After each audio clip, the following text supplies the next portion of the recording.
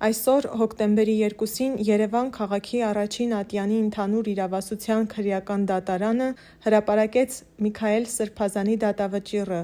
Նա դատապարտվեց 2 տարվա ազատազրկման: Դատարանի վճռից հետո մայրաթորթ Սուրբ Էջմիածինը հայտարարություն է ներկայացրել, նշելով, որ ի սկզբանե ակնհայտ էր, որ Շիրակի թեմի առաջնորդի նկատմամբ հարուցված քրեական հետապնդումն ունի քաղաքական դրդապատճառներ և իշխանությունների հակաեկեղեցական արշավի բացահայտ դրսևորումներից է: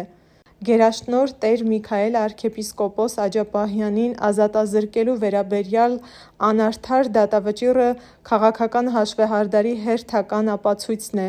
որը խոսքի և կրոնի ազատության, խտրականության, արգելքի սկզբունքի կոպտագույն ոտնահարում է, ժողովրդավարական հասարակարգին նետված ուղիղ մարտահրավեր է: Խստորեն դատապարտելով աղաղակող ապօրինությունները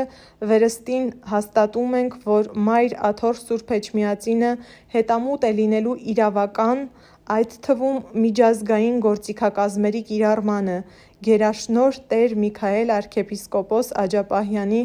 արդար իրավունքները վերականգնելու համար: